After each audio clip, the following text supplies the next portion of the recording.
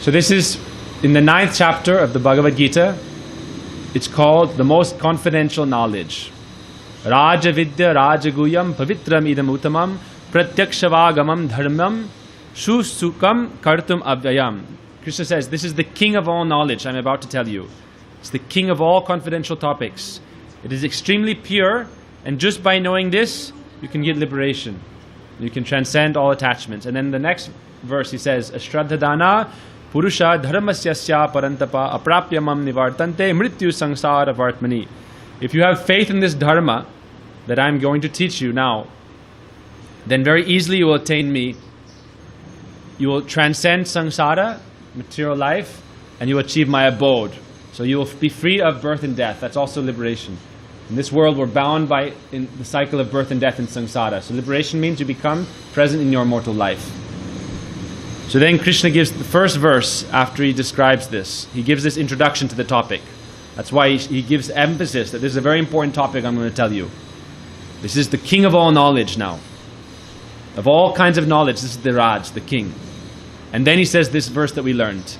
Maya tatam idam, we can say it together. Maya tatam idam sarvam jagada vyakta murtina matstani sarva bhutani nachaham teshvavastitaha. He gives this verse. That this whole universe is present within my form. And yet I am beyond sense perception. I am avyakta murtina. Avyakta means I am imperceptible to the mundane senses. Even though everything is pervaded by my form. Matstani sarva bhutani, all living beings are within me. And yet, nachaham teshvavastitaha, I am not within them.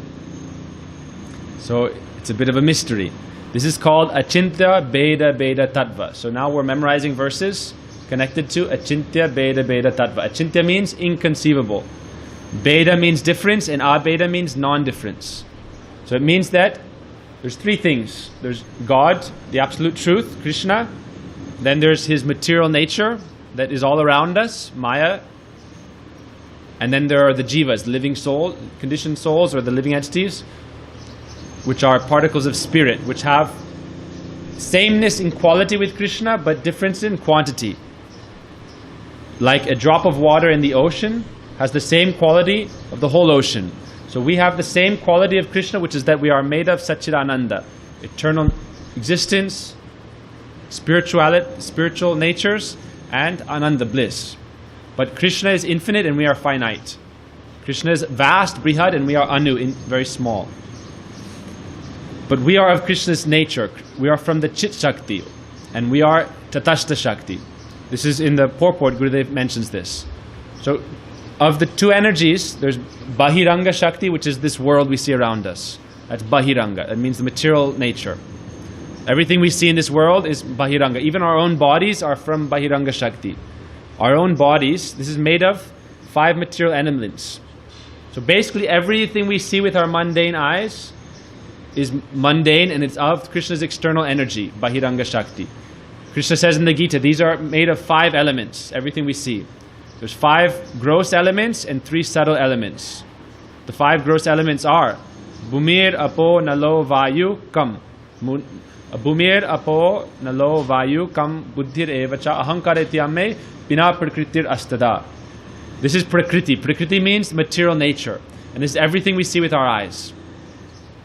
So Bhumi means earth, water, Apo, Nalo, Vayu, air. So earth, water, fire, air, ether. The sky. These are the 5 material elements. And then we have Man, Buddhi, Ahankar, mind, intelligence, and false ego. These 8 qualities or elements are all the material elements. Even the subtle elements, mind, intelligence, ego, these are reflections of spiritual nature, but they're still material. But they're subtle because they're more close to the spirit. So everything we're seeing is a combination of the 5 material elements. And that's Bahiranga Shakti. Then we have Jiv Shakti, which is the soul, and that's coming from a higher principle. The next verse in the Gita, he says, is Apariyang itastvanyam prakritim vidime param jiva bhuta mahabaho yayidam dharyate jagat. The living entities are a higher potency, higher than matter. So we are of a higher nature than what is this world. So everything we see, even our bodies, this is made up of earth, water, fire, air, and space. even our bodies. Each one is more subtle. If you look, that we may think I'm very earthy. I live on earth, I'm made of earth. But actually there's more water in the body than there is earth. The body we can say is like 80% water. But then more subtle than water is fire. Without fire in our body, we're dead. Without heat, there's no life. Without the fire of digestion, or without any fire in our body, we're dead. So there's fire. Even more subtle is air. Without air, air is called pran. Without pran, we cannot live for even a few minutes. If our pran leaves our body, then we're dead. And the soul itself is floating on the pranas. There's pancha pran. There's 5 prans. Apan, dhyan, saman, udhan. This is another topic. And then there's space. If you look in the atoms that are comprising our body, or the molecules, most of it is space. So we think I'm very earthy, but if we actually go in very close, we see it actually is like the majority of everything is just space. Like if we look at the universe, everything is just space. There's millions and millions and millions and millions of miles between planets. And even on the planet, there's millions of miles between, like, on the molecular structures. Everything is filled with space. And then more subtle than that is the mind, and then more subtle is the intelligence, and then more subtle is the false ego. So these are 8 material elements. But then higher than this material matter is the jiva soul. So Krishna says that I am situated in this, and this is situated within me. I don't know if we have time to cover this fully. So we'll mention a few points. Krishna says something about the material nature, bahiranga, the 5 material elements and the 3 subtle elements, not the soul. He gives 2 examples. One is parinam and one is vivarta. Parinam means if you take milk and you add a culture, it becomes yogurt. That's called parinam, transformation. Vivarta means an illusion. If you see something in the dark that you think is a snake, it's actually just a rope. That's called vivarta. So then the point is made that this world is neither parinam or vivarta of Krishna.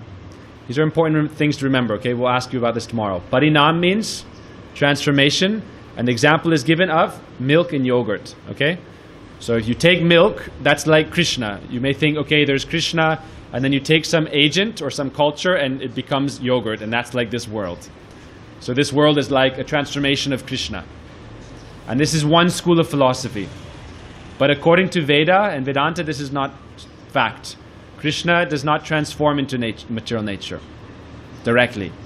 The next example is vivarta, which means to mistake one thing for another thing. Like you see a rope at night and you think it's a snake, and you jump in fear. And then later the light comes on, you say, oh, it's just a rope. So then Krishna says, and in the commentary, Vishwanath Chakravarti Thakur says, that this universe is not a transformation of Krishna, nor is it an illusion. This world is real, it's not illusory. Everything is real, but it's temporary and it's always changing from one state to another. It's always in flux from one state to another.